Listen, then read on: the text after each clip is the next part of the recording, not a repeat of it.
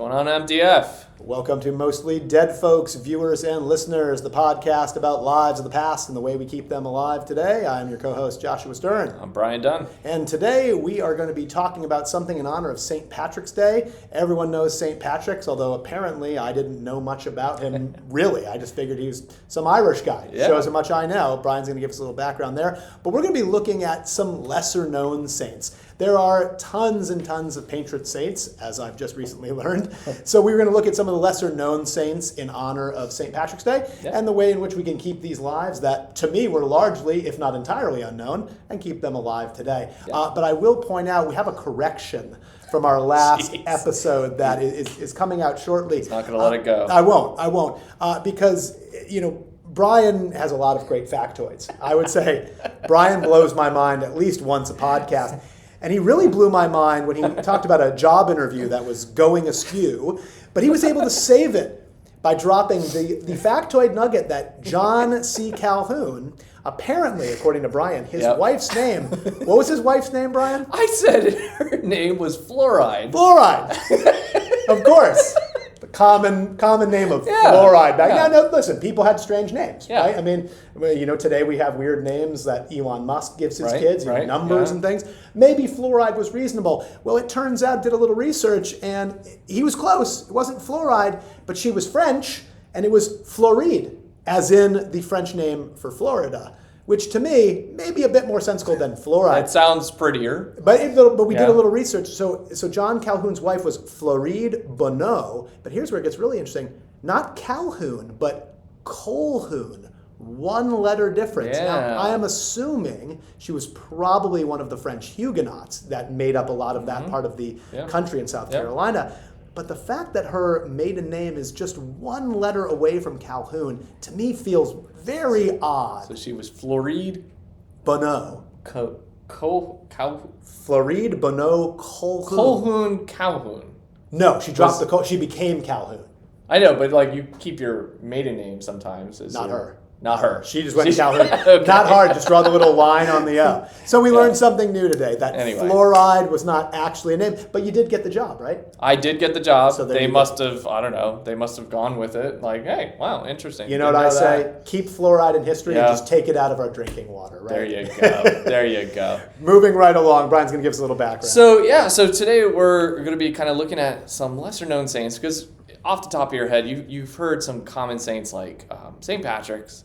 For St. Patrick's Day coming up, you have Valentine for St. Valentine, Santa Claus, St. Nicholas of Myra, Joan of Arc, which was a novel by Mark Twain, has been made into movies and TV shows. We're going to kind of go into some lesser known ones. And the cool thing about this is we're looking through it through the scope of history and learning something not just only about religion, but the historical context. For instance, you might not know that St. Patrick was not Irish. This blew my mind. How could St. Patrick not be Irish? Tell us, he was from Roman Britain, and so this is probably Wales or Scotland, and he was actually kidnapped by pirates, taken to Ireland for a time as a young teenager, and gets free of that situation, goes to Europe, but something was still calling him to go back to Ireland. And so he goes and really teaches the Irish people the Catholic religion. And this is why he's so big.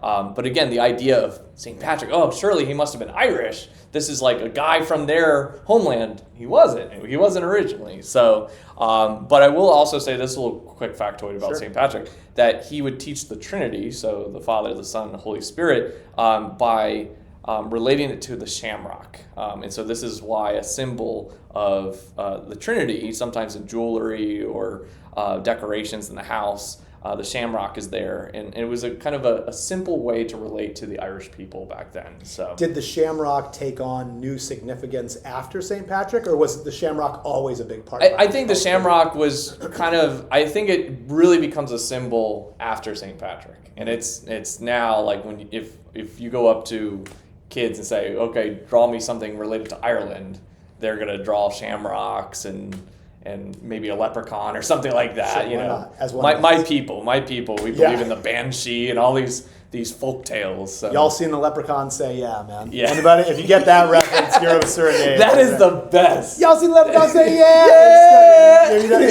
Max will link this in the notes. Yeah, it's probably the most bizarre, early days YouTube, viral clip. And then the guy who's like, this is my leprechaun collar. Oh, yeah. It's been passed down from generation to generation. What was going on? And they're looking up into a it's tree. In Atlanta. It makes some sense. I think somewhere I thought in it was Georgia. Alabama. Also makes a lot of sense. And they're just looking up in a tree at like a shadow. And they're like, look at there's there's a leprechaun up there in Alabama. Of Our all producer places. Max is looking at us with a quizzical look. You So need to obviously see it, Max. we are dating ourselves Oh my here. gosh. So we're gonna have an honorable mention each, and then we're gonna go and give our full tilt one. I'm gonna go with my honorable mention.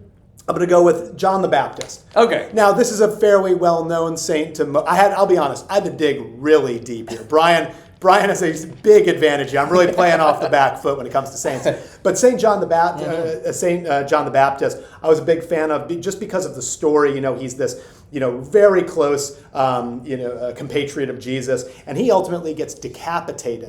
His head served on a platter, famously. Yep. He goes back and forth with King Herod. I always had assumed King Herod took the head because he was getting too popular. This whole Christian thing was spreading too much. And apparently, and I didn't know this, the thing John the Baptist was upset about was King Herod's marriage to his half-brother's wife. So it was more of a personal vendetta. And he just kept telling Herod, listen, man, this is not copacetic. And Herod, I learned, reluctantly took the head at his wife's urging. Yeah. This was news to me. I always figured it was evil King Herod just hacking off heads. Yeah. And the reason why I put John the Baptist there is because, I went to school in Montreal, and in French Canada, Saint Jean Baptiste is the patron saint of Quebec. There's a massive, massive festival on June 24th in Quebec City. This is one of those festivals not to be missed. The whole city shuts down. It is a massive celebration. There's live music, there's food, and Quebecois food is great. They know how to do their food up there. So I had an understanding of Saint Jean Baptiste, but it got me digging a little deeper into the story of Saint John the Baptist and did not realize the kind of personal backstory that led to the guy getting his head lopped off. So I feel like, we got to give Saint John the Baptist, a bit more due. At least I did. So he's my honorable mention. And cousin to Jesus. Was he cousin? He was his cousin. There you go. And so in the Bible, this really hits Jesus heavy when he hears of news that his cousin John has been killed. Were any of the other saints who were close to Jesus, any of the other apostles, were they related to Jesus at all, or is he the only? He is the blood only relative. Yes. Yeah. Wow. So because we have Mary is cousins to Elizabeth. So Elizabeth is John's mother. You've lost me already. Okay. I will point out. Right. I am bad at family relations. Okay. I don't. If my wife's sister is my I'm bad at these family trees. You might have heard this. Nothing is impossible with God. Sure. That is part of it because Elizabeth was very up in age, and so she has a miracle kid. As a miracle baby, which happens to be John the Baptist, and John in Elizabeth's womb leaps once the baby hears Mary's voice, because Mary is also expecting. And so so that's the thing. John is always coming before Jesus. So he's sort of like a miracle. So in the same way Jesus is a miracle child, St. John the Baptist is as well. Because there you go. Because Elizabeth was up in age and not able to bear a son at that point. Or so they thought. Yeah. Well, there you go. Well, thank you for making mine. Yeah. So better. again, not to make this Bible I was school too on the much, back foot here. I was really on the back foot on this one. Yeah. Patron saint of did you French Canada. French Canada. Amongst others. Gotcha. But that's the one I knew of. Yes. Patron saint of the French Canadians. Yeah. So my honorable mention. Did you know? Because here's the deal with patron saints. There's a patron saint for everything. Everything. Like even the internet has a patron saint. Really? Yes. Wait, who is? And I did not go. I can't think of it off the top of my head. But what if I told you that there's a patron saint who is the patron saint of cooks and comedians at the same time? At the same time. Well, I mean, cooks, I imagine, have a very good sense of humor. That's being true. in the kitchen all day. So again, we have fun here on the Mostly Dead Folks podcast, and so I wanted to. You'll be the judge of that. We have fun. Yeah, we have fun. I don't know if you guys out there are having fun or if this is torture or, a Waldorf and Statler, like you're tied to your seats and you're forced to. This is a reference to the Muppets. Yes, by the way, yes. I have to clarify. Yes, they're the I guys know. who sit there. Oh, I know. Anyway, Yeah. The film critics, the theater critics. Yes. So my honorable mention goes to a Saint Lawrence, and he was deacon of Rome back when we still had Roman emperors who had yet to convert to Catholicism or Christianity. And so he was persecuted. He was one of, I believe, 7 deacons of Rome at the time, persecuted by the Roman Emperor Valerian. And so this is a cool thing. Again, these are not just stories. This ties to history. Yeah, of course. And so... Well, all religion, if I can, there's a massive historical foundation. So Valerian, according to the story, went up and obviously was persecuting the Christians, persecuted St. Lawrence, and said to him at one point, show me the treasures, or like, I will spare your life if you give me the treasures of the church, because that was one of Lawrence's jobs, was to preserve and pass down the treasures of the church. And so what he did, kind of I gotcha, was he presented the emperor with the sick and the poor and the marginalized and said, here you go. You wanted the treasures of the church. This is who we treasure. How'd the emperor respond? The emperor had him executed 4 days later. So, and this leads to, and again, the thing about the emperor saints, thought he was just messing with No, the thing about saints is that there are some really interesting executions. We've had burning at the stake of Saint Joan of Arc. We've had Saint Peter, who was crucified upside down. Oof. There's all sorts of. Who was the one who was burned alive? Was that Lazarus? Turn me over, I'm done. This is Saint Lawrence. So he was burned on a giant gridiron with hot coals underneath. This is in the Forum too. It's in the Roman Forum. Yeah, and so this is where he is kind of awkwardly, I guess you could say, the patron of cooks and comedians, because he famously said that it is well done, or I am well done on this side, flip me over, or turn me over, is like his last words. So comedian and cooks. So there's the comedians and cooks. That's incredibly dark. And he's often depicted with, coals or gridiron, like referencing his death. Interesting. So that is my honorable mention. Just a quick little story on that. Saint Lawrence of Rome. Yeah. I wonder if the Saint Lawrence Seaway in Montreal, I wonder if that's... I'd have to do some digging on that. A very Catholic area, as it seems possible. Yeah. My favorite saint this is one that's just totally based on anecdotal experience. I'm going to go with Saint David, and he's the patron saint of a country you just mentioned, Wales. Now, is it a country? Is it a principality? It depends if the rugby team is playing, but the area of Wales located inside of England, I've had the opportunity to go to Wales, very interesting place. But when I was living in Toronto, I lived with a friend of mine who I met in Korea, who was Welsh, proud Welshman. Just hearing Tom Jones would make this man cry. And he was younger than me. I'm a big Tom Jones fan. I just found that they don't know who Tom Jones is. It's not unusual. Not unusual. The Carlton. Anybody know the Carlton dance? The Carlton. From What's that to do with Tom Jones? Was it too? It's not unusual. Yeah. Really? Yeah. I've just seen that memed out to every type of music before. All right, we're gonna go down Tom Jones. I'm pretty sure. Now you got me doubting. But. So this guy loved Tom Jones. Dylan was his name. Dylan. Okay. And he introduced me one day. He's like, I came home and he's like, do you know what day it is? It's St. David's Day. I had no idea. I learned the way you commemorate St. David's Day is you take a leek, a giant green onion, you stick it in your front pocket right about here, and you go out and you go to bars and things, and you constantly chew on this leek. This is what you do. And so I found this to be incredibly bizarre. Yeah. And I asked my friend, well, this must make you rather unappealing. And you're going around, you're going to bars, you're eating leeks. This doesn't make your breath really good. It's this really oniony, horrible smell. I said, why do the Welsh do this? And he said, quote, a Welsh woman loves a man stinking of leek.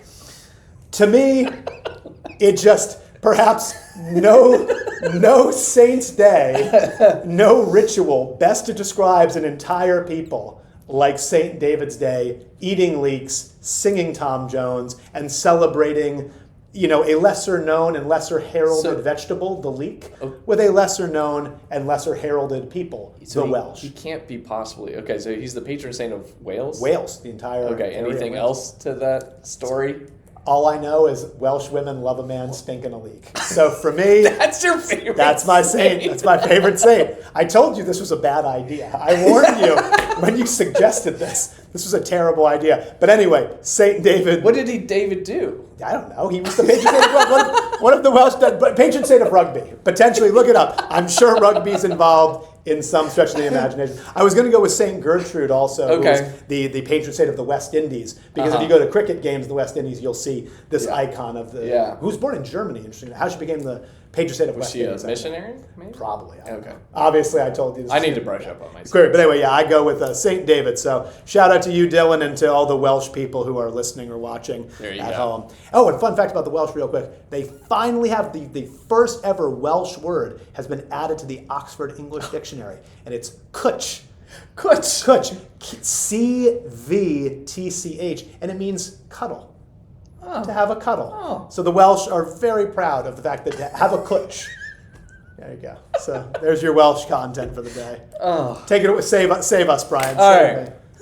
What if I told you that there was this one I did some digging. Clearly. What if there's a patron saint of murderers? No. Well, I can believe. Actually, I can believe that. I can believe it. Because, and this is a nice story, because again, even in a sense, if you have faith, that even a murderer could be redeemed. Sure. And so, in a sense, this is a penitent murderer. Okay. If you're a murderer that's like, I feel nothing, and you've said the Hail Marys, you've done right. So this Saint Julian, is apparently the patron saint of murderers, hospitality, and hunters. So, so he's got an interesting story. Hospitality? Yeah, and you'll see why. Okay. You'll see why. In fact, he's called Saint Julian the Hospitaller, I think. Is how you would say Hospitalier. Hospitalier. Well, that's Floride. Floride. Yes, we should ask Floride. How do you pronounce this word? So anyway, so his story. Well, we don't know where exactly he was born. So, kind of the French, the Belgians, somewhere out there. The Belgians, the Italians even claim him. But he was born into a noble family, and apparently, according to the story, he was cursed by some witches or some sorcerers. That he was destined to kill his parents, okay? And so his parents know this, and they're raising their kid, and the story kind of goes in two different directions. One says that he gets this revelation out while he's out in the woods or hunting. There's even a talk of he hears it from a deer tell him, by the way, why not? This is going to happen. There's another story where his mom tells him, kind of around the age of 10, hey, by the way, we've been kind of sitting on the secret that you've been cursed. And so because he learns of the secret either way, and he goes, oh my gosh, I can't imagine doing this. I am going to run away. I'm going to distance myself from you, and then it can't happen. Well, he goes on, gets married, and... So he knows he's cursed, but he goes and gets married. Sorry, honey. Was that in the prenup? Well, again, it wasn't in... He's not cursed to kill his wife. He's cursed to kill his parents. True. So the story goes... that, and this kind of sounds a little Oedipus Rex. Yeah, I was about to say, you'll see where I'm getting a lot of similarities. Yeah, so he goes away, gets married, starts his life, and 20 years later, his parents go, you know what, enough times, we've missed our son, we want to go reunite with him. And so they go off, and they, as the story goes, they come across his wife, and his wife are like, hey, what brings you to our town? They're like, oh, we're looking for our son Julian. And it's like, oh, okay, well, I'm married to my husband. And anyway, they kind of realize, oh my gosh, you're his parents. And you need a place to stay, come stay at our house. Julian's out hunting at this time. According to the story, the devil kind of gets into his head a little bit and says, I think your wife is up to no good. Oh no. Julian rushes home, finds his parents in bed thinking that it's his wife with somebody, and murders his parents. So the curse comes true. He's horrified. His wife comes in later on and is shocked, right? That devil. Yeah. He's mortified. Oh my gosh, I just did this terrible thing.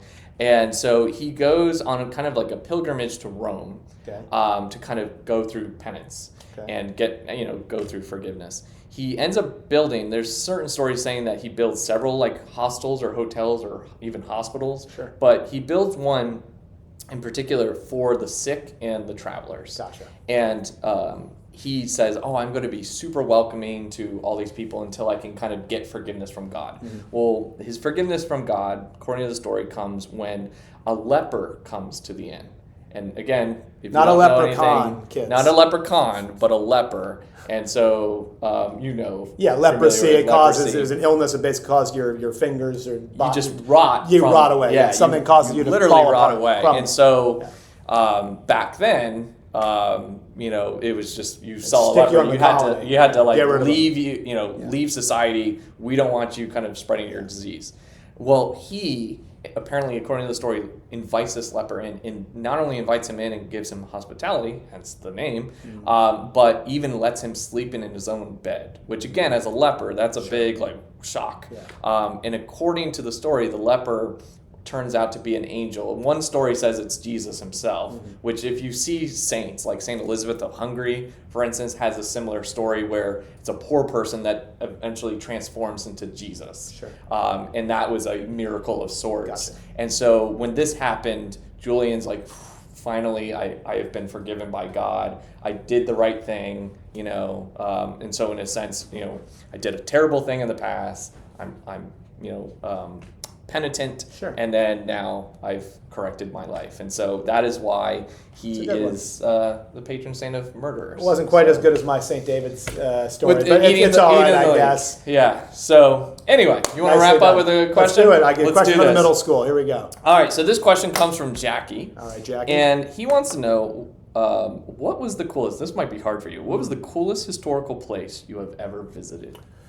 I'm going to go with the very first place that came into my mind. I've been blessed in my life. I've visited a lot of great historical places. I'm going to go with the Angkor Wat, the Angkor temple complex in Cambodia and Siem Reap.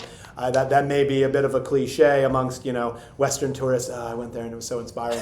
It really was. I mean, it's this beautiful. It's beautiful, and so much of it. There's still so much mystery. We don't quite know why the city was abandoned. Right. But on PBS, on Nova, they just did an entire documentary trying to figure out maybe what happened to the people who lived there. How did the system work? How did all the different levees bring fresh water in? It's this sprawling complex, and you walk through these jungle areas that are overrun with monkeys and vines, and then you come across this ancient temple, and all of them look different, and you have these Buddha faces. It's just, it's beyond my description, and it was just absolutely magical and way outside of my kind of knowledge base as well. I've been blessed to go to a lot of places. I go Angkor. Let me ask you real quick, because this will lead to my answer. Did you feel something when you went there? Like you felt like you were in the past, or you felt an energy coming from that place? I just felt that's a good. I mean, I've been at historical places where that, and I would say also in Cambodia when I went to the killing fields. I went to S21,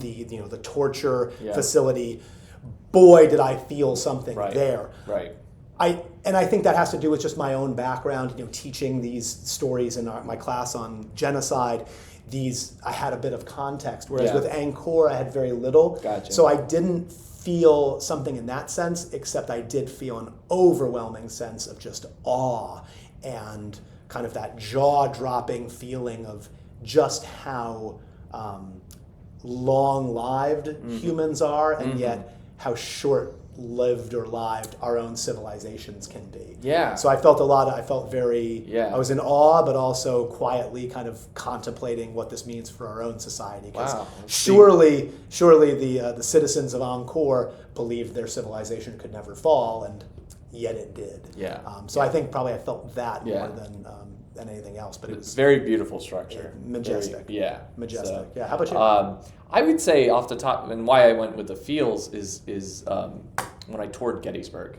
And I know you've toured Gettysburg. It is. I've toured one. I did Pickett's Charge. And you do feel something. I toured the entire battlefield. You did the whole thing? I did the whole thing. Wow. So good on you. Every day. So how long Gettysburg's 3 days. 7 days you went? No, you did every day of every day of Got the it, battle. So yeah. in terms of like, here's day one, and then the battle shifted to day 2 over here, and up in Little Round Top and whatnot. But Pickett's Charge. If you walk Pickett's Charge, guys, knowing that at that one battle, 51,000 Americans on either side, obviously, died. And just a quick interlude for those of you who don't know. So Gettysburg is the kind of the last massive moment where it looks like the South could win. They have to break through in Pennsylvania and march on D.C. Yeah. They get bogged down in this place, Gettysburg in Pennsylvania, and Pickett's charge is the final culminating battle where the Confederates, and there's some question if Lee should have done this even amongst, but he leads. General Pickett was his second in command, I believe, and they lead this charge on a mile over an open field, and they just get battered.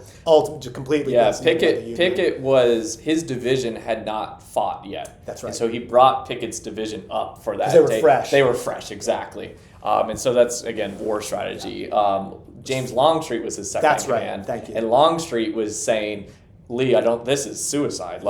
We're gonna get smoked. Lee was thinking, I attacked on their sides. Now they're weakest in the center. I'm going to go for their center. And so Pickett's charge was just open territory. Toast. Like cannon fire, canister shot, which are literally these cans being shot out with mini cannonballs that they would literally rip through three guys. And the Confederates got about 60 yards close to those cannons. Yeah. So you can imagine, you're just vapor at that point.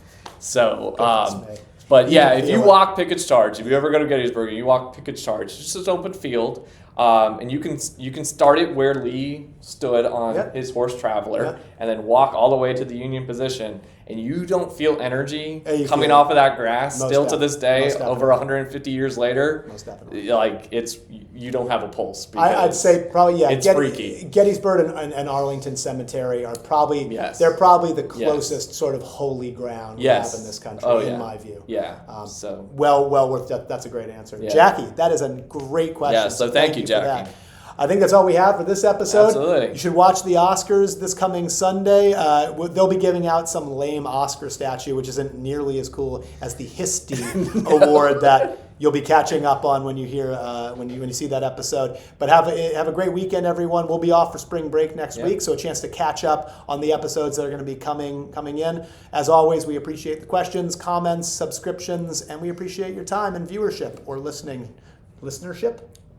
Sure, why not? Signing off. Fluoride. Yeah. I'm your co-host, Joshua Stern. Brian Dunn. And we'll see you on another episode of Mostly Dead Folks. Ciao. See ya. Happy St. Pat's. Happy St. Patrick's Day.